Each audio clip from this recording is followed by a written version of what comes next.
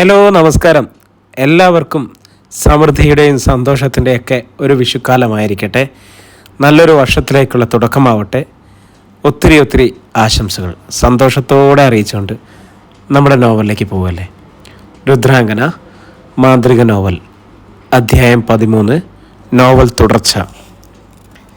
ഈ രേഖകൾ തയ്യാറാക്കിയത് കൊല്ലവർഷം 921, അതായത് ഏതാണ്ട് 270 വർഷം മുൻപ് അന്ന് മനയിലെ വലിയ തിരുമേനിയായിരുന്ന പരമേശ്വരൻ നമ്പൂതിരി തൻ്റെ ഒരേ ഒരു അവകാശി കാര്യപ്രാപ്തിയില്ലാത്തയാളാണെന്ന് കണ്ട് സമ്പത്ത് അന്യാധീനപ്പെട്ടു പോകാതിരിക്കാനാണ് ഈ അവകാശപത്രം തയ്യാറാക്കിയത്.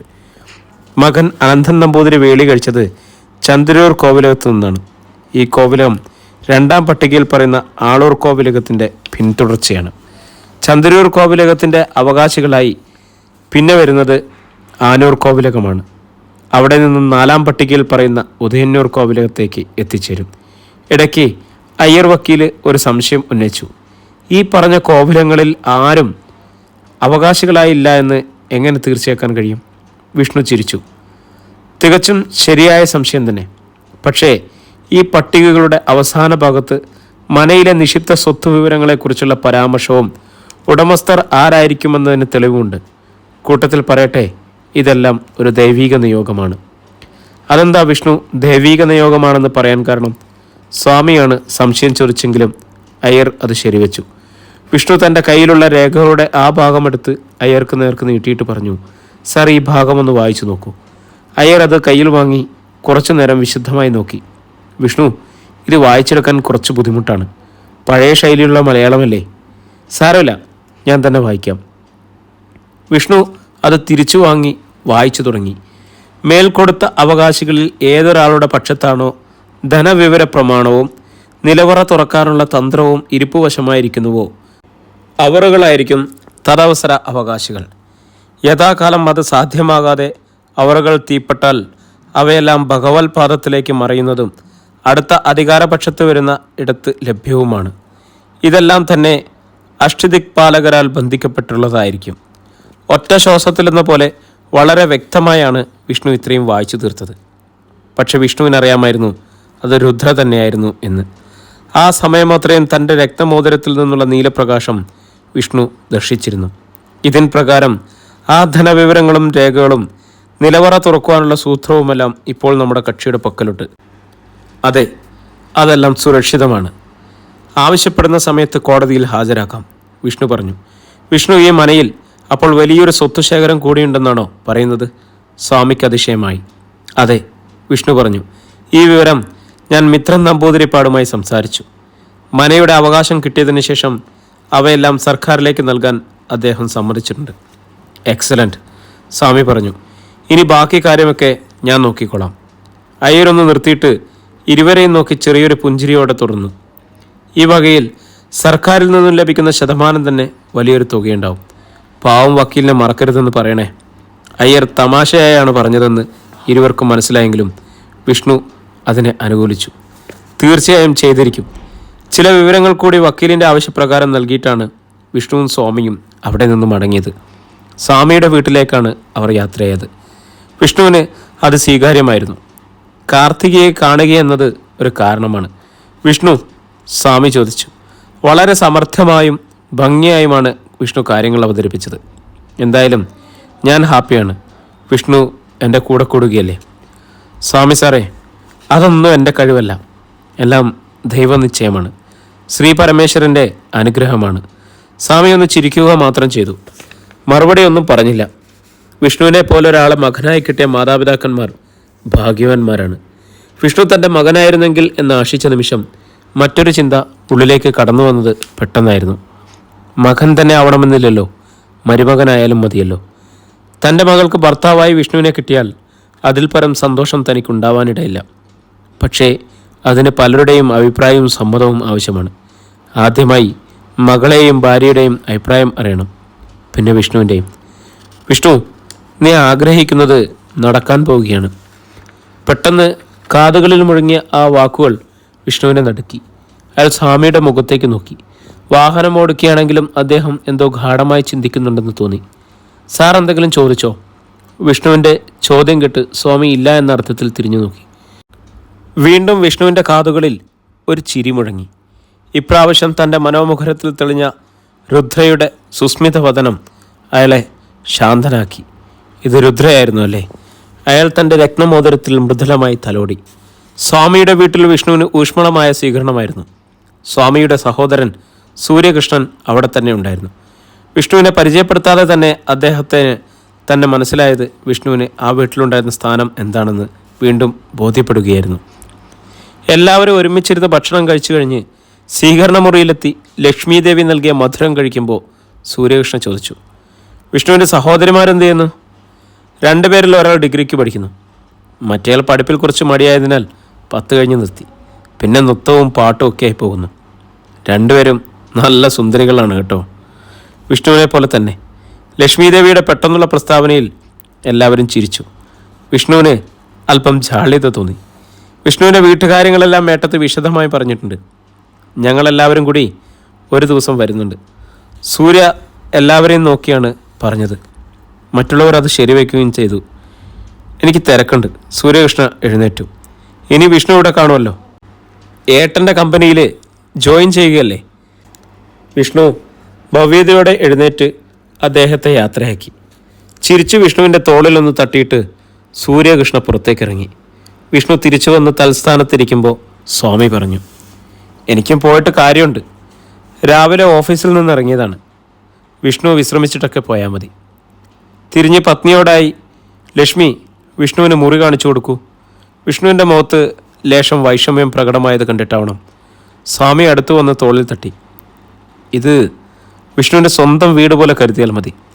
വിഷ്ണു മറുത്തൊന്നും പറഞ്ഞില്ല. സ്വാമി പുറത്തേക്കിറങ്ങിയതിന് ശേഷം ലക്ഷ്മീദേവി കാണിച്ചു കൊടുത്ത മുറിയിലേക്ക് പോയി.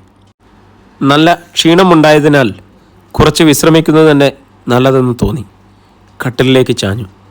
പതുപതുത്ത മെത്തയിലമർന്നപ്പോൾ മനസ്സിനൊരു കുളിർമയും ശരീരത്തിനൊരു ലാഘവത്വവും അനുഭവപ്പെട്ടു.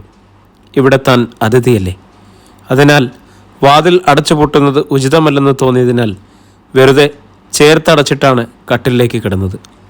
ക്ഷീണാധിക്യം കൊണ്ടായിരിക്കാം കിടന്നയുടനെ മയക്കത്തിലേക്ക് മഴുതി വീണു.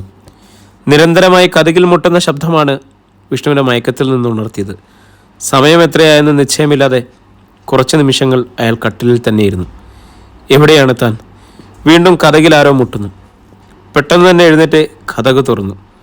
മുന്നിൽ വിടർന്ന പൂനിലാവ് പോലെ ഒരു പെൺകുട്ടി. നിമിഷങ്ങൾ വേണ്ടി വന്നു അതാരാണെന്ന് തിരിച്ചറിയാൻ. എൻ്റെ വിഷ്ണു സാറേ, ഇതെന്തൊരു ഉറക്കമാണ്. നേരം വെളുത്തത് അറിഞ്ഞില്ലേ? കാർത്തികയുടെ ശബ്ദം അയാൾ തിരിച്ചറിഞ്ഞു. അപ്പോൾ താൻ സ്വാമി സാറിൻ്റെ വീട്ടിൽ വിശ്രമിക്കാനായി കിടന്നത് ഓർമ്മ വന്നു. നേരം വെളുത്തുന്നോ? താനപ്പോൾ ഒരു ദിവസം മുഴുവൻ കിടന്നുറങ്ങിയോ? വെറുതെ ചിന്തിച്ച് വിഷമിക്കണ്ട. ഞാൻ വെറുതെ പറഞ്ഞതാണ്. സമയം 4 മണിയായതേ ഉള്ളൂ. അത് കേട്ടപ്പോൾ മനസ്സിലെ മാറാലകൾ അകന്നത്. കയ്യിലിരുന്ന ചായക്കപ്പ് നേരെ നീട്ടിക്കൊണ്ട് കാർത്തിക പറഞ്ഞു, ഇതാ ചായ കൊടുക്ക്. എന്നിട്ട് റെഡിയായി താഴേക്ക് വരൂ. അച്ഛൻ കാത്തിരിക്കുന്നു. കപ്പ് കയ്യിൽ വാങ്ങുമ്പോൾ അവളുടെ മുഖത്തെ കുസൃതി പൂണ്ട ചിരി ശ്രദ്ധിക്കാതിരിക്കാൻ കഴിഞ്ഞില്ല. ചായ കുടിച്ചു കഴിഞ്ഞ് നന്നായി മുഖം കഴുകി വസ്ത്രങ്ങളൊക്കെ നേരെയാക്കി ഉറക്കച്ചടവ് പൂർണ്ണമായും മാറിയെന്ന് ഉറപ്പുവരുത്തി താഴേക്ക് ചെന്നു. സ്വാമി സാറ് പത്രം വായിച്ചുകൊണ്ടിരിക്കുകയായിരുന്നു. തന്നെ കണ്ടതും അത് താഴെ വെച്ച് ചിരിച്ചുകൊണ്ടെഴുന്നേറ്റു. വിഷ്ണു നന്നായി വിശ്രമിച്ചു അല്ലേ? മോള് പറഞ്ഞു. ഏറെ നേരം കതകിൽ തട്ടിയിട്ടാണ് ഉണർന്നതെന്ന്. അച്ഛൻ്റെ വാക്കുകൾ ശരിവെച്ച് അപ്പോഴങ്ങോട്ട് കടന്നു വന്ന കാർത്തിക പറഞ്ഞു, ഇത് ചെറിയൊരു കുംഭകർണം തന്നെയാണ് കേട്ടോ. നല്ല ക്ഷീണമുണ്ടായിരുന്നു. വിഷ്ണുവിൻ്റെ ചമ്മൽ നന്നായി ആസ്വദിച്ച് കാർത്തിക പറഞ്ഞു. ഇന്നത്തെ കാര്യം മാത്രമാണോ അതോ എന്നും ഇങ്ങനെയാണോ എന്നറിയില്ലല്ലോ. നീ പോടി അവിടുന്ന്. വെറുതെ വിഷ്ണുവിനെ കളിയാക്കാതെ. മോളുടെ കളിതമാശ ശ്രദ്ധിച്ച് സ്വാമി പറഞ്ഞു. കാർത്തിക ഒരു ഗോഷ്ഠി കാണിച്ച് അകത്തേക്ക് പോയി. സ്വാമി സാറേ, ഞാൻ ഇറങ്ങുന്നു. നാളെ കോടതിയിൽ കാണാം. ശരി, അങ്ങനെയാവട്ടെ. ഞാൻ സമയത്ത് തന്നെ എത്താം. വിഷ്ണു യാത്ര പറഞ്ഞ് പുറത്തേക്കിറങ്ങി. അധ്യായം 23. കോടതിയിൽ നിന്നും ഇറങ്ങിയ കരുണാകരമേനോൻ്റെ മുഖം കടലാസ് പോലെ വിളറിയിരുന്നു. വരാന്തയിൽ നിന്നിരുന്ന പലരും മേനോട് എന്തൊക്കെയോ ചോദിച്ചെങ്കിലും ഒന്നും ശ്രദ്ധിച്ചില്ല. അവരുടെ മുഖത്ത് പരിഹാസമായിരുന്നോ അതോ സഹതാപമായിരുന്നോ? ഒന്നും നിശ്ചയമില്ല. തൻ്റെ നിയമജീവിതത്തിലെ അവസാന പടവുകളാണ് ഇതെന്ന് കോടതിയുടെ പടിക്കെട്ടുകളിൽ ഇറങ്ങുമ്പോൾ മേനോന് തോന്നി. എന്നും തലയുയർത്തിപ്പിടിച്ച് മാത്രം നടന്നിരുന്ന ഈ വരാന്തയിലൂടെ കുനിഞ്ഞ ശിരസുമായി നടക്കേണ്ടതായി വന്നു. തൻ്റെ പണത്തോടുള്ള ആർത്തി എന്തും തൻ്റെ കൈപ്പിടിയിൽ ഒതുങ്ങും, അല്ലെങ്കിൽ നിയമത്തിൻ്റെ നൂലാമാലകളുടെ ബന്ധനത്തിലൂടെ സ്വായത്തമാക്കും എന്ന അഹന്ത ഇവിടെ വീണുടയുകയാണ്. ഏതാനും ദിവസത്തിനകം അഡ്വക്കേറ്റ് കരുണാകര മേനോൻ വെറും കരുണാകര മേനോനാകും. കോടതിയിൽ അരങ്ങേറിയ രംഗങ്ങൾ ഇപ്പോഴും മനസ്സിൽ കൊത്തിവെച്ചതുപോലെ പതിഞ്ഞു കിടക്കുന്നു. This is totally fabricated documentation. രേഖകളുടെ റിപ്പോർട്ട് പരിശോധിച്ചുകൊണ്ട് ജഡ്ജി പറഞ്ഞു, മിസ്റ്റർ കരുണാകര മേനോൻ, നിങ്ങളൊരു നിയമജ്ഞനാണ്. നിയമത്തിൻ്റെ പരിരക്ഷ ജനങ്ങൾക്ക് ഉറപ്പാക്കേണ്ട കടമയാണ് ഒരു വക്കീലിൻ്റേത്. ജഡ്ജി തുടർന്നു, ഇവിടെ നിങ്ങൾ ചെയ്തിരിക്കുന്നത് ഒരു ഫോർജറിക്ക് നിയമകവചം തീർത്തു കൊടുത്ത് എന്നതാണ്. എതിർഭാഗത്തിൻ്റെ വാദമുഖങ്ങൾ എന്തായാലും അതിനെയൊക്കെ ചിന്നിച്ചിതിരിക്കാനുള്ള തയ്യാറെടുപ്പിൽ എത്തിയിരുന്ന തനിക്ക് അതൊരു പ്രഹരമായിരുന്നു. പരിശോധനാ ഫലത്തിൻ്റെ പകർപ്പ് നൽകിക്കൊണ്ട് ജഡ്ജി തുടർന്നു, മിസ്റ്റർ മേനോൻ, രാജഭരണകാലത്ത് വ്യാജമുദ്രകളും പത്രങ്ങളും തയ്യാറാക്കുന്നതിന് ശിരച്ഛേദകമായിരുന്നു ശിക്ഷ. പക്ഷേ ഇപ്പോൾ ജനകീയ ഭരണമല്ലേ, അതിനാൽ അതിന് വഴിയില്ല. എങ്കിലും ഒട്ടും കുറവല്ലാത്ത ശിക്ഷ താങ്കളുടെ കക്ഷികൾക്ക് ലഭിക്കുന്നതോടൊപ്പം താങ്കൾക്കും പ്രതീക്ഷിക്കാം. മറുകക്ഷിയുടെ വക്കീൽ അയ്യർ പുച്ഛഭാവത്തോടെ മേനോനെ നോക്കിയത് ശ്രദ്ധിച്ചെങ്കിലും മനസ്സ് ശൂന്യമായിരുന്നു. Mister Iyer, you have any questions? ജഡ്ജിയുടെ ചോദ്യത്തിന് മറുപടിയായി അയ്യർ പറഞ്ഞു, യുവർ ഓണർ, എൻ്റെ കക്ഷി ഉദയന്നൂർ കോവിലകത്തെ മിഥുൻ നമ്പൂതിരിയും കുടുംബവുമാണ് ആലങ്ങാട്ട് മനയുടെ യഥാർത്ഥ അവകാശിയെന്ന് വിധി പുറപ്പെടുവിച്ച് എല്ലാ വസ്തുവകകളുടെയും ഉടമസ്ഥാവകാശം നിയമപരമായി നടപ്പിലാക്കുന്നതിനുള്ള ഉത്തരവുണ്ടാവണം. കൂടാതെ ഈ മനയിൽ സൂക്ഷിച്ചിരിക്കുന്ന ധനശേഖരത്തിൻ്റെ കണക്കുകളും അവയെല്ലാം സർക്കാരിലേക്ക് നൽകുന്നതിനാവശ്യമുള്ള സമ്മതപത്രവും കോടതിയിൽ ഹാജരാക്കിയിട്ടുണ്ട്. അവയെല്ലാം പരിശോധിച്ച് വേണ്ട നടപടിക്രമങ്ങൾക്ക് ഉത്തരവുണ്ടാവണമെന്ന് ബഹുമാനപ്പെട്ട കോടതിയോട് അപേക്ഷിക്കുന്നു. അയ്യരുടെ വാക്കുകൾ പൂർണ്ണമായും വിലയിരുത്തി കോടതി മറുപടി പറഞ്ഞു. ഇക്കാര്യത്തിൽ ഒരു പുനഃപരിശോധനയുടെ ആവശ്യമുണ്ടെന്ന് കോടതിക്ക് തോന്നുന്നില്ല. ആയതിനാൽ ഇത് സംബന്ധമായ നിയമ നടപടികൾ നടത്തുന്നതിന് ബന്ധപ്പെട്ട അധികാരികൾക്ക് കോടതി ഉത്തരവ് നൽകുന്നു. കൂടാതെ സർക്കാരിലേക്ക് നൽകുന്ന ധനശേഖരത്തിൻ്റെ മൂല്യനിർണ്ണയം അനുസരിച്ച് അതിൻ്റെ നിയമാനുസൃത വിഹിതം ഉദയന്നൂർ കോവിലകത്തിന് നൽകുന്നതിനും കോടതി അധികാരികളോട് നിർദ്ദേശിക്കുന്നു. Thank you your honour. Iyer നന്ദി പറഞ്ഞു. തൻ്റെ ഇരിപ്പിടത്തിലിരുന്ന മേനോൻ്റെ നേർക്ക് നോക്കി. ഒന്ന് കാണാനോ കേൾക്കാനോ കഴിയാതെ അയാൾ തലകുനിച്ചിരുന്നു. പിന്നീടുള്ള കോടതി നടപടികളിൽ ഒന്നിലും മേനോൻ പങ്കെടുത്തില്ല. വിവിധ ചിന്താഭാരത്താൽ കുനിഞ്ഞ ശിരസുമായിരുന്നു. രേഖകൾ വ്യാജമായി ചമച്ചതിന് പ്രഥമ ദൃഷ്ടിയിൽ കുറ്റക്കാരനാണെന്ന് കണ്ട് കരുണാകര മേനോൻ്റെ കക്ഷികളുടെ പേരിൽ പോലീസ് നടപടികൾക്കായി കോടതി ഉത്തരവിട്ടു. എല്ലാ വഴികളും അടയുകയാണെന്ന് മേനോന് മനസ്സിലായി. കക്ഷിയായ ആലങ്ങാട്ട് വാസുദേവൻ നമ്പൂതിരിയെ കസ്റ്റഡിയിൽ എടുത്തു കഴിഞ്ഞാൽ അയാളിലൂടെ ഹാജിയാരിലും രജിസ്റ്ററിലും മറ്റു ബന്ധപ്പെട്ടവരിലും അന്വേഷണം ചെന്നെത്തും. ഹാജിയാരിലൂടെ തൻ്റെയും സക്രിയാച്ചനെയും ബന്ത്രിയുടെയും ബന്ധങ്ങൾ പുറത്തു വരും. ഇനിയും കൂടുതലായി അന്വേഷണങ്ങൾ തുടരുകയാണെങ്കിൽ പല കള്ളക്കളികളും വെളിച്ചതാകും. മന്ത്രി രാമരാജൻ സൂചിപ്പിച്ചിരുന്നതുപോലെ തനിക്കൊഴിയാമായിരുന്നു. പക്ഷേ കഴിഞ്ഞ ദിവസം കോടതിയുടെ ആവശ്യപ്രകാരം രേഖകളുടെ നിജസ്ഥിതി താൻ സാക്ഷ്യപ്പെടുത്തിയിരുന്നു. എന്തും തൻ്റെ കൈപ്പിടിയിലാണെന്ന ഹുങ്ക് കാരണമാണ് അത് നിസാരമായി ചെയ്തു കൊടുത്തത്. പലപ്പോഴും തൻ്റെ മുന്നിൽ കരടായി നിന്നിട്ടുള്ള ശേഷാദ്രി അയ്യർ അതൊരു തുറുപ്പ് ചീട്ടായി തനിക്കെതിരെ ഉപയോഗിച്ചതോടെ നില പരിങ്ങലായി. പരിശോധനാലയങ്ങളിൽ സ്വാധീനിക്കാൻ ശ്രമിച്ചതും പരാജയപ്പെട്ടു. അയ്യരുടെ സ്വാധീന വലയങ്ങളായിരുന്നു അവിടെയും പ്രശ്നമായത്. കാറിനകത്തേക്ക് കയറി മേനോൻ വെറുതെ ഇരുന്നു. എങ്ങോട്ടാണ് പോകേണ്ടത്? മന്ത്രിയും സ്കറിയാച്ചനും തൻ്റെ വരവ് കാത്തിരിക്കുകയാണ്. സന്തോഷകരമായ വാർത്തയാണ് അവർ പ്രതീക്ഷിച്ചിരിക്കുന്നത്. പക്ഷെ തനിക്ക് പറയാനെന്ന് എന്താണുള്ളത്? വീട്ടിലേക്ക് തൽക്കാലം പോകണ്ടെന്ന് വയ്ക്കുകയാണ് നല്ലത്. ഇതിനകം തന്നെ വിവരങ്ങൾ അവർ അറിഞ്ഞിട്ടുണ്ടാകും. കോടതി തനിക്ക് 10 ദിവസത്തെ സമയം അനുവദിച്ചിരിക്കുകയാണ്. തൻ്റെ ഭാഗം ന്യായീകരിക്കുന്നതിനും മേൽ നടപടികളിൽ നിന്നും വിടുതൽ ലഭിക്കുന്നതിനുമാണ് ഈ സമയപരിധി. അതിൽ താൻ പരാജയപ്പെട്ടാൽ തനിക്ക് വക്കീൽ എന്ന സന്നദ്ധ നഷ്ടപ്പെടും. നിയമ നടപടികളും ശിക്ഷാ നടപടികളും ഉണ്ടാവും. പിന്നീട് ഒരിക്കലും തനിക്ക് വക്കീലായി മുന്നോട്ട് പോകാൻ കഴിയില്ല. എത്ര ചിന്തിച്ചിട്ടും യാതൊരു വഴിയും തെളിയുന്നില്ല. കുറച്ച് ദിവസത്തേക്ക് എങ്ങോട്ടെങ്കിലും മാറി നിൽക്കുന്നതാണ് ഉചിതം. അതുതന്നെയാണ് ഏറ്റവും സ്വീകാര്യമായതും. പിന്നൊന്നും കൂടുതലായി ചിന്തിച്ചില്ല. മൊബൈൽ ഫോൺ ഓഫാക്കി വെച്ച് കാറിൽ നേരെ ഓഫീസിലേക്ക് തിരിച്ചു. അത്യാവശ്യം വേണ്ട വസ്ത്രങ്ങളെല്ലാം ഓഫീസിൽ കരുതിയിരുന്നത് നന്നായിരിക്കുമെന്ന് ഇന്നാണ് ബോധ്യമായത്. ഓഫീസിലുള്ളവരുടെയും ചോദ്യങ്ങൾക്കൊന്നും മറുപടി പറഞ്ഞില്ല. പെട്ടെന്ന് തന്നെ തിരിച്ചിറങ്ങി കാറിൽ കയറി ഓടിച്ചുപോയി. കോടതിയിലെ വിസ്താരങ്ങളും സംഭവങ്ങളും കഴിഞ്ഞ് തൻ്റെ മുറിയിലെത്തിയത് രാത്രിയായിട്ടായിരുന്നു. സ്വാമിയുടെ നിർബന്ധം കാരണം അയാളുടെ വീട്ടിൽ കയറിയിട്ടാണ് ലോഡ്ജിലേക്ക് വിഷ്ണുവിനെത്താൻ കഴിഞ്ഞത്. കോടതി കഴിഞ്ഞ ഉടനെ വിഷ്ണു ഏർപ്പാടാക്കിയ വാഹനത്തിൽ തൻ്റെ മിത്രൻ നമ്പൂതിരിയും കുടുംബവും വീട്ടിലേക്ക് യാത്രയായി. വാസുവും കൂട്ടരും അവരുടെ സുരക്ഷയ്ക്കായി കൂടെ തന്നെ പുറപ്പെട്ടു. അവരെപ്പറ്റി മിത്രൻ നമ്പൂതിരിക്ക് നല്ലതേ പറയാനുണ്ടായിരുന്നുള്ളൂ. അത് കേട്ടപ്പോൾ തനിക്കും തോന്നി, ആരും ജന്മനാ ഗുണ്ടകളായി വരുന്നതല്ലല്ലോ, മറിച്ച് സാഹചര്യങ്ങളാണ് അവരെ അങ്ങനെയാക്കുന്നതെന്ന്. ഇനി ഒരിക്കൽ കൂടി നമ്പൂതിരിപ്പാടിന് കോടതിയിൽ വരണം. അത് കഴിഞ്ഞ് കോടതി ഏർപ്പാടാക്കുന്ന രജിസ്ട്രാറിനൊപ്പം ആലങ്ങാട്ട് മനയിലെത്തി മറ്റു നിയമ നടപടികൾ പൂർത്തിയാക്കണം. ആലങ്ങാട്ട് വില്ലേജ് ഓഫീസിൽ രേഖകളുടെയും കോടതി ഉത്തരവിൻ്റെയും പകർപ്പുകൾ കൊടുത്ത് രേഖയാക്കുകയും തണ്ടപ്പേര് രേഖപ്പെടുത്തുകയും ചെയ്ത് കരമടച്ചു കഴിഞ്ഞാൽ തൻ്റെ ജോലി തീർന്നു. പിന്നീട് ധനശേഖരം തരംതിരിച്ച് സർക്കാരിന് കൈമാറി രേഖകൾ തയ്യാറാക്കലൊക്കെ വഴിയെ നടന്നുള്ളൂ. ശാന്തമായ മനസ്സോടെയാണ് വിഷ്ണു അന്ന് ഉറങ്ങാൻ കിടന്നത്. രത്നമോതിരത്തിൻ്റെ നീലജ്വാലയിൽ വിഷ്ണു മയക്കത്തിലേക്ക് നീങ്ങി. എന്നത്തെയും പോലെ കാർത്തികയും മനസ്സിൻ്റെ മുകുരത്തിൽ രുദ്രയോടൊപ്പം തെളിഞ്ഞിരുന്നു. വിഷ്ണു! നനുത്ത തലോടലോടെ രുദ്ര വിളിച്ചു. ക്ഷണത്തിൽ തന്നെ നീലജ്വാലയിൽ കുളിച്ചു നിന്ന മുഖകമലം ദർശിച്ച് വിഷ്ണു ഉണർന്നു. കട്ടിൽ തലക്കൽ ചാരിയിരുന്ന് വിഷ്ണുവിൻ്റെ മൂർധാവിൽ ഒരു മൃദുചുംബനം നൽകി രുദ്ര പറഞ്ഞു, എൻ്റെ വിഷ്ണു എല്ലാം ഭംഗിയായി നിറവേറ്റിയിരിക്കുന്നു.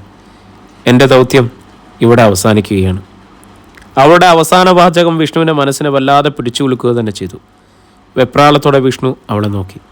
അവളിൽ കണ്ട പുഞ്ചിരിയുടെ അർത്ഥം മനസ്സിലാകാതെ അയാളിരുന്നു. ആ വാക്കുകളുടെ പൊരുൾ തേടി വീണ്ടും അവളുടെ കണ്ണുകളിലേക്ക് നോക്കി. വിഷ്ണു ഇങ്ങനെ വെപ്രാളപ്പെടേണ്ട ആവശ്യമില്ല. ഞാൻ ഏൽപ്പിച്ച ദൗത്യം വിഷ്ണു നന്നായി പൂർത്തിയാക്കിയെന്നാണ് അതിനർത്ഥം. കുസൃതിയോടെ അവൻ്റെ കവളിൽ നുള്ളി രുദ്ര തുടർന്നു. എന്നും ഞാൻ വിഷ്ണുവിൻ്റെ കൂടെ ഉണ്ടാവും, ആഗ്രഹിക്കുന്ന സമയത്തും ആപത്ത് ഘട്ടങ്ങളിലുമെല്ലാം. വിഷ്ണു വീണ്ടും മറുപടിയൊന്നും പറഞ്ഞില്ല. വിഷ്ണു ഇനി കാർത്തികയെ വിവാഹം കഴിക്കണം. അതിനുള്ള ഒരുക്കങ്ങൾ നടക്കുന്നുണ്ട്. അടുത്ത ദിവസം തന്നെ പുതിയ ജോലിയിൽ പ്രവേശിക്കണം. പിന്നെ മറ്റൊരു കാര്യം, നിധിയുടെ പേടകം തുറക്കുന്ന സമയത്ത് വിഷ്ണു കൂടി അവിടെ ഉണ്ടാകണം. പകൽ സമയത്തായതിനാൽ വിഷ്ണുവിൻ്റെ സാന്നിധ്യമില്ലാതെ എനിക്ക് പ്രവർത്തിക്കാൻ കഴിയില്ല. വീണ്ടും മൗനമായിരുന്നു. വിഷ്ണുവിനെ ഒരു കൊച്ചുകുട്ടി എന്ന പോലെ രുദ്ര അവളുടെ ദേഹത്തേക്ക് അണച്ചു പിടിച്ചു. ഇനിയും ദുഃഖമോ? ഇല്ല, ഞാൻ ഓരോന്ന് ചിന്തിക്കുകയായിരുന്നു. പെട്ടെന്ന് രുദ്ര എന്നെ വിട്ടുപിരിയുന്നു എന്ന് തോന്നിയപ്പോൾ എന്തോ ഒരു പ്രയാസം തോന്നി. ഞാൻ പിരിയുന്നില്ലല്ലോ. എൻ്റെ രൂപം തന്നെയല്ലേ നീ കാർത്തികയിൽ കാണുന്നത്. കാർത്തിക അടുത്തു വരുമ്പോൾ എൻ്റെ സാമീപ്യമായി അനുഭവപ്പെടുന്നില്ലേ? ഞാനില്ല രുദ്രയോട് തർക്കിക്കാൻ. എല്ലാം ശരി തന്നെ. പിരിയുന്നു എന്ന് മാത്രം പറയരുത്. ശരി, സമ്മതിച്ചിരിക്കുന്നു. വിഷ്ണു! രുദ്രയുടെ മുഖം ഗൗരവപൂർണമായി. ഇനിയും ചിലത് കൂടി എനിക്ക് നിർവഹിക്കാനുണ്ട്. സംരക്ഷണം പോലെ തന്നെ സംഹാരവും രുദ്രയിൽ നിക്ഷിപ്തമായിട്ടുണ്ട്. പുറപ്പെട്ടു പോയ നിയമജ്ഞനെ ഇനി ഒരിക്കലും ആരും കാണുകയില്ല. അതുപോലെ തന്നെ മറ്റു രണ്ടുപേരും കൂടി അവശേഷിക്കുന്നുണ്ട്. അനേകം സാധുജനങ്ങളുടെ നിലവിളി ഭഗവാൻ കേട്ടിട്ടുണ്ട്. എല്ലാറ്റിനും ഒരു സമയമുണ്ട്. അതിനാലാണ് അവർ ഇതുവരെ നിലനിന്നത്. എന്താണ് രുദ്ര ഉദ്ദേശിക്കുന്നത്? മറ്റു രണ്ടുപേരുടെ കാര്യമാണോ? അതെ, ഒരു ദിവസത്തെ ആയുസ് കൂടിയുണ്ട്. അത് കഴിഞ്ഞാൽ ആ തീരുമാനം നടപ്പിലാകും. പിന്നെ രുദ്രയൊന്നും പറഞ്ഞില്ല. കുറേ നേരം കൂടി വിഷ്ണുവിൻ്റെ സമീപത്ത് അവളിരുന്നു. ആ സമയത്ത് വിഷ്ണുവിൻ്റെ മനസ്സ് കാർത്തികയിലേക്ക് സഞ്ചരിച്ചു. അപ്പോൾ തന്നെ രുദ്ര അത് തിരിച്ചറിഞ്ഞ് വിഷ്ണുവിൻ്റെ കവിളിൽ ചെറുതായി തട്ടി. വിഷ്ണു ലജ്ജയോടെ പുഞ്ചിരിച്ചു. ഇനി വിഷ്ണു ഉറങ്ങിക്കോളൂ, കാർത്തികയും സ്വപ്നം കണ്ടോളൂ. വിഷ്ണുവിന് വീണ്ടും നാണം വന്നു അത് കേട്ടിട്ട്. എനിക്ക് കാണണമെന്ന് തോന്നുമ്പോൾ ഞാൻ വരും. അതുപോലെ വിഷ്ണുവിന് ആവശ്യമെന്ന് തോന്നുന്ന നിമിഷം ഞാൻ എത്തിയിരിക്കും. നീലപ്പുകച്ചുരുളുകളിലൂടെ രുദ്ര അപ്രത്യക്ഷമായതോടെ വിഷ്ണു ഉറക്കത്തിലേക്ക് വീണു. മന്ത്രി രാമരാജൻ്റെ ഔദ്യോഗിക വസതിയിലെ സ്വകാര്യ മുറി. മന്ത്രിയും സ്കറിയാച്ചനും മുഖത്തോട് മുഖം നോക്കിയിരിക്കാൻ തുടങ്ങിയിട്ട് മണിക്കൂറുകളേറെയായി. ഇന്നലത്തെ കോടതി വിശേഷങ്ങളായിരുന്നു അവരുടെ ഉള്ളിൽ നിറഞ്ഞു നിന്നിരുന്നത്. അതിനേക്കാളേറെ അവരെ അലട്ടിയത് മേനോൻ്റെ തിരോധാനമായിരുന്നു. കോടതിയിൽ നിന്നും ഇറങ്ങുന്നത് കണ്ടവരുണ്ട്. പിന്നെ എന്തു സംഭവിച്ചു എന്നറിയില്ല. വീട്ടിലും എത്തിയിട്ടില്ല. ഓഫീസിൽ വന്നിരുന്നു എന്ന് മാത്രമേ അറിയാൻ വഴിയുള്ളൂ. മറ്റൊന്നും ആർക്കും അറിയില്ല. പലരുടെയും സംഭാഷണങ്ങളിൽ നിന്നും ശക്തമായ തിരിച്ചടി തന്നെയാണ് മേനോന് കിട്ടിയതെന്നറിഞ്ഞു. തങ്ങളുടെ കള്ളത്തരങ്ങൾ പൂർണ്ണമായും കോടതിക്ക് ബോധ്യമായിരിക്കുന്നു. വാസുദേവൻ നമ്പൂതിരിയെ പോലീസ് അറസ്റ്റ് ചെയ്തുവെന്ന് രാവിലെ SP പറഞ്ഞു. ഇനി ഈ കണ്ണികൾ തന്നിലേക്ക് എത്തുമോ? രാമരാജൻ്റെ ഉള്ളിൽ വിറയൽ അനുഭവപ്പെട്ടു. സ്കറിയാച്ചൻ കഴിഞ്ഞ സംഭവത്തോടെ ഏതാണ്ട് അർദ്ധപ്രാണനിൽ എന്ന പോലെയായിരിക്കുന്നു. അയാൾക്ക് അപ്രതീക്ഷിതമായി അടി കിട്ടിക്കഴിഞ്ഞല്ലോ.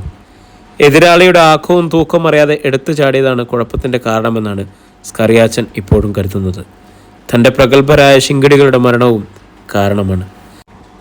മന്ത്രി മുന്നിലിരുന്ന പാത്രത്തിലേക്ക് ഒരിക്കൽ കൂടി മദ്യം പകർന്ന് കയ്യിലെടുത്തു. സ്കറിയാച്ചന് മദ്യപിക്കാനുള്ള മാനസിക നില ഇല്ലാത്തതുപോലെ വെറുതെ ഇരുന്നതേയുള്ളൂ. എന്നും കൂടെയുണ്ടായിരുന്ന ജോസഫ് ഇന്നത്തെ സദസ്സിലുണ്ടായിരുന്നില്ല. ഓഫീസിൽ കുറച്ച് ജോലി ഉണ്ടായതിനാൽ അയാളെ അവിടെ നിർത്തിയിട്ടാണ് മന്ത്രി പോകുന്നത്. സ്കറിയാച്ച, മേനോനെ കണ്ടെത്താൻ എന്തെങ്കിലും ഒരു വഴിയുണ്ടോയെന്ന് നോക്കൂ. ഇങ്ങനെ ഇരുന്നതുകൊണ്ട് എന്ത് പ്രയോജനം? സ്കറിയാച്ചൻ മറുപടിയൊന്നും പറഞ്ഞില്ല. എടോ, തന്നോടാണ് ചോദിച്ചത്, എന്തെങ്കിലും ഒന്ന് പറയ്. അയാളുടെ ആ നിസ്സംഗതയിൽ മന്ത്രിക്ക് ദേഷ്യം വന്നു. മന്ത്രി സാറേ, എനിക്കൊരു ലക്ഷ്യവും തോന്നുന്നില്ല. തൻ്റെ പോലീസിനെ ഒന്ന് നിയന്ത്രിച്ചില്ലെങ്കിൽ താനും ഞാനുമൊക്കെ അകത്താകും. അടുത്ത ദിവസം തന്നെ ഹാജിയാർ പിടിയിലാകും. അതോടെ തീർന്നു. ശരിയാണല്ലോ താൻ പറഞ്ഞത്. മന്ത്രിക്ക് അപ്പോഴാണ് ഈ കാര്യം തോന്നിയത്. പോലീസ് അന്വേഷണം ഹാജിയാറിൽ എത്താതിരിക്കാൻ വേണ്ട ഏർപ്പാട് ഞാൻ ചെയ്യാം. എന്നാൽ അത് പെട്ടെന്ന് ചെയ്യ്. മേനോൻ്റെ കാര്യം നമുക്ക് പിന്നീട് ആലോചിക്കാം. അയാൾ നാണക്കേട് ഓർത്ത് തൽക്കാലം മുങ്ങിയതായിരിക്കും.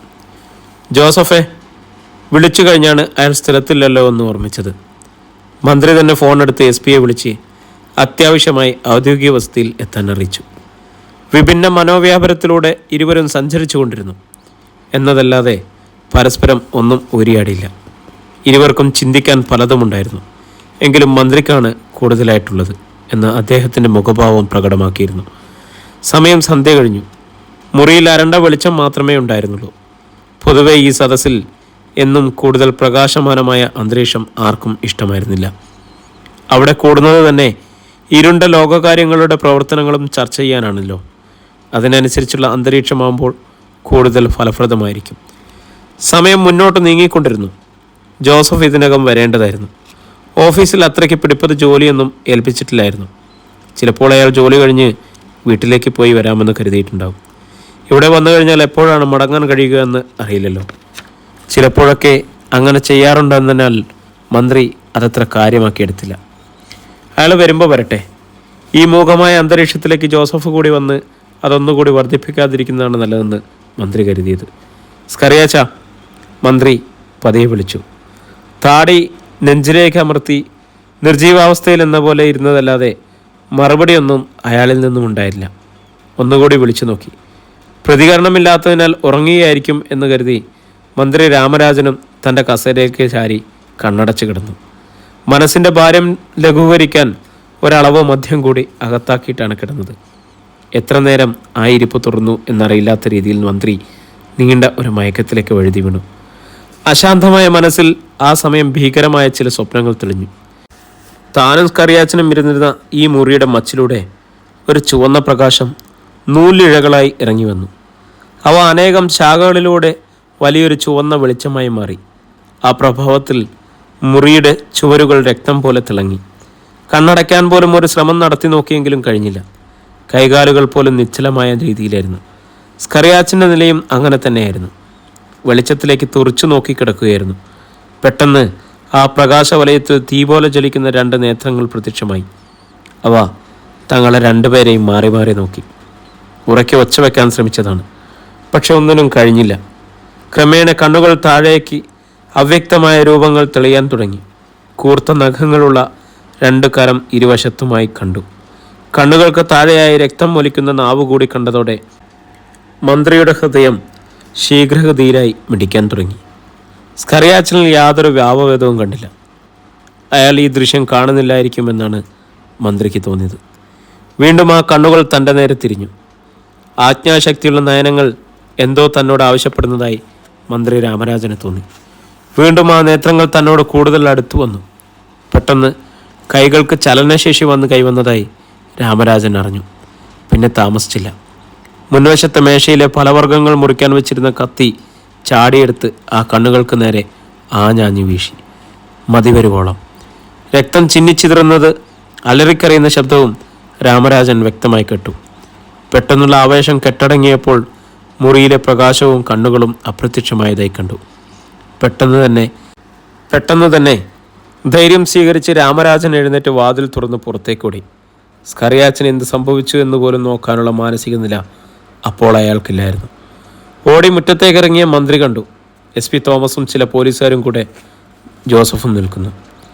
SP ഷട്ടിൽ പിടിച്ച് രാമരാജൻ അലറുന്ന സ്വരത്തിൽ പറഞ്ഞു, തോമസേ, എൻ്റെ മുറിയിൽ ഏതോ ഒരു ഭീകരജീവി. ഞാൻ അതിനെ വെട്ടി. അതവിടെ തന്നെയുണ്ട്. കയ്യിൽ രക്തമൊലിച്ച കത്തിയുമായി നിൽക്കുന്ന മന്ത്രിയെ അത്ഭുതത്തോടെയാണ് SP മറ്റുള്ളവരും കണ്ടത്. മന്ത്രി രാമരാജൻ ചിത്തഭ്രമം ബാധിച്ചതുപോലെ പുലമ്പിക്കൊണ്ട് താഴെയിരുന്നു. അപ്പോഴും കത്തി അയാളുടെ കരത്തിൽ തന്നെയുണ്ടായിരുന്നു. SP നിർദ്ദേശപ്രകാരം പോലീസുകാർ മുറിയിലേക്ക് ചെന്നു. അവിടുത്തെ കാഴ്ച കണ്ട് ഓടി പുറത്തേക്കിറങ്ങി SP അകത്തേക്ക് വിളിച്ചു. ജോസഫും കൂടെ ചെന്നു. അകത്തെ മുറിയിൽ രക്തത്തിൽ കുളിച്ച് കിടന്ന് പിടയുന്ന സ്കറിയാച്ചനെയാണ് അവർ കണ്ടത്. ജോസഫ് ഈ കാഴ്ച കണ്ട് വിളറി നിന്നു. SP ഉടനെ തന്നെ ആശുപത്രിയിലേക്ക് വിവരമറിയിച്ചു. സ്കറിയാച്ചനെ എടുത്ത് ജീപ്പിൽ കിടത്തി പോലീസുകാരോട് ഉടൻ തന്നെ ആശുപത്രിയിൽ എത്തിക്കാൻ ആവശ്യപ്പെട്ടു. തോമസ് പുറത്തേക്കിറങ്ങി ഒന്നും അറിയാത്തവനെ പോലെ ഇരിക്കുന്ന മന്ത്രിയുടെ തോളിൽ കൈവച്ചു. നടുക്കത്തോടെ അയാൾ തോമസിൻ്റെ മുഖത്തേക്ക് നോക്കി. തോമസ് തൻ്റെ പോക്കറ്റിൽ നിന്നും തൂവാലയെടുത്ത് മന്ത്രിയുടെ കയ്യിൽ നിന്നും കത്തി വാങ്ങി അതിൽ വെച്ചു. അപ്പോഴും മന്ത്രി രാമരാജൻ ഒന്നും അറിയാത്തവനെ പോലെ ഭീതിയോടെ മുറിയുടെ വാതിൽക്കലേക്ക് നോക്കുന്നുണ്ടായിരുന്നു. തോമസ് തൻ്റെ കാറിൽ രാമരാജനെ കയറ്റി ഓഫീസിലേക്ക് കൊണ്ടുപോയി. അത്താണി നഷ്ടപ്പെട്ട അവസ്ഥയിൽ ജോസഫ് ഇതികർത്തവ്യമൂടനായി വസതിയുടെ പടിക്കെട്ടിൽ തലയ്ക്ക് കയ്യും കൊടുത്ത് ഇരുന്നു. എന്താണ് ഇവിടെ സംഭവിച്ചതെന്ന് ഒരു രൂപവും കിട്ടിയില്ല. ഇതിനായിരുന്നു തന്നെ കൂടെ കൂട്ടാതെ മന്ത്രി തനിച്ചിങ്ങോട്ട് പോകുന്നത്. നാട്ടിലെ ഏറ്റവും വലിയ വ്യവസായ പ്രമുഖനാണ് സ്കറിയാച്ചൻ. അയാളെ മന്ത്രി വധിക്കാൻ ശ്രമിക്കുകയോ, അതും ഏറ്റവും ഉറ്റമിത്രത്തെ? പൂരിപ്പിക്കാൻ കഴിയാത്ത സമസ്യ പോലെ ചോദ്യങ്ങൾ ജോസഫിൻ്റെ ഉള്ളിൽ തലങ്ങും വിലങ്ങും പ്രയാണം ചെയ്തു. അധ്യായം 25. എന്നത്തെയും പോലെ കാർത്തിക കോളേജിൽ നിന്നും വന്നയുടനെ അച്ഛൻ്റെ ഓഫീസിലേക്ക് പുറപ്പെട്ടു. ഇനി രണ്ടുപേരും ഒന്നിച്ചായിരിക്കും തിരിച്ചു വരുന്നതെന്ന് അറിയാവുന്നതിനാൽ ലക്ഷ്മി കുറച്ച് ലഘുഭക്ഷണം കൂടി മോളെ ഏൽപ്പിച്ചു. അമ്മേ, ഭക്ഷണം എന്തു വേണേലും ഒന്ന് പറഞ്ഞാൽ മതി, ആ നിമിഷം അവിടെ എത്തും. അതൊക്കെ എനിക്കറിയാം, അമ്മയല്ലല്ലോ അത് തരുന്നത്. പതിവ് സംഭാഷണവും അമ്മയുടെ പരിഭവവും കണ്ട് ചിരിച്ചുകൊണ്ട് കാർത്തിക ഇറങ്ങി. ഓഫീസിലെത്തി ജനറൽ മാനേജറുടെ മുറിക്ക് മുന്നിൽ അവൾ ഒരു നിമിഷം നിന്നു. ഇതുവരെ അതുവഴി പോകുമ്പോൾ തോന്നാത്ത ഒരു ഇളം തെന്നലിൻ്റെ തലോടൽ പോലെ ഒരനുഭൂതി. ഒരു ഉൾപ്രേരണ ഉണ്ടായതുപോലെ കാർത്തിക മുറിയുടെ വാതിൽ സാവധാനം തുറന്ന് അകത്തേക്ക് കാലെടുത്ത് വെച്ചതും സുസ്മേരവധനായി തന്നെ നോക്കിയിരിക്കുന്ന വിഷ്ണുവിനെ കണ്ട് അകമയുണ്ടായ നടുക്കം മുഖത്തേക്കും വ്യാപിച്ചു. ഇതെങ്ങനെ സംഭവിച്ചു? ക്ഷേത്രത്തിൽ നിന്നും വന്ന അച്ഛൻ പറഞ്ഞത് കുറച്ച് ദിവസം താമസമുണ്ട് വിഷ്ണു ജോലിയിൽ പ്രവേശിക്കാനെന്നാണ്. അത് കഴിഞ്ഞ് ഇപ്പോൾ 3 ദിവസമേ ആയുള്ളൂ. ഇതൊരു മായയാണെന്നാണ് കാർത്തിക് വിശ്വസിച്ചത്. യാതൊരു ഭാവഭേദവുമില്ലാതെ പുഞ്ചിരിയോടെ കൗതുകത്തോടെ തന്നെ നോക്കിയിരിക്കുന്ന വിഷ്ണുവിനെ ഒരിക്കൽ കൂടി ഒന്ന് നോക്കിയിട്ട് കതക് വലിച്ചടിച്ച് അവൾ അച്ഛൻ്റെ മുറിയിലേക്ക് ഓടി. കതകിലൊന്നും മുട്ടുക പോലും ചെയ്യാതെ ഓടിക്കയറി വന്ന മകളെ കണ്ട് സ്വാമി അമ്പരന്നു. എന്താ മോളെ, എന്തു പറ്റി? അച്ഛ അവിടെ. കിതപ്പ് കാരണം പൂർത്തിയാക്കാനാവാതെ നിൽക്കുന്ന മകളുടെ അടുത്തേക്ക് ചെന്ന് ചേർത്ത് പിടിച്ച് തലയിൽ തലോടി സ്വാമി ചോദിച്ചു, എന്താ ഉണ്ടായത്? മോളെന്തിനാ ഭയന്നത്? അല്പസമയമെടുത്തു കാർത്തിക പറഞ്ഞു. അവിടെ മാനേജറുടെ മുറിയിൽ വിഷ്ണു. സ്വാമി പൊട്ടിച്ചിരിച്ചു പറഞ്ഞു, അപ്പോൾ അതാണ് കാര്യം. മോളല്ലേ അവനെ നിയമിച്ചത്? ഭൂരിപക്ഷത്തിൻ്റെ അഭിപ്രായത്തിൽ. അവസാന വാചകം ഹാസ്യരൂപേണയാണ് സ്വാമി പറഞ്ഞത്. ഇന്ന് വിഷ്ണു ജോയിൻ ചെയ്യാൻ പോകുന്ന കാര്യം മനഃപൂർവ്വം പറയാതിരുന്നതാണ്. മോള് എനിക്ക് മുന്നേ ഓടിയതല്ലേ, അപ്പം ഞാനും എന്തെങ്കിലുമൊക്കെ ചെയ്യണ്ടേ? വാത്സല്യത്തോടെ തലയിൽ തലോടി സ്വാമി ഇത് പറഞ്ഞപ്പോൾ അച്ഛൻ്റെ കവളിൽ ഒരു കുത്തു കൊടുത്തിട്ട് തിരിഞ്ഞു നിന്നു. ഇത് ഇത്തിരി കൂടിപ്പോയി. ഞാൻ ശരിക്കും ഭയന്നു. ആട്ടെ, ഞാനൊരു കാര്യം ചോദിക്കട്ടെ. വിഷ്ണു ആ മുറിയിലിരിക്കുന്ന കാര്യം നീ എങ്ങനെ അറിഞ്ഞു?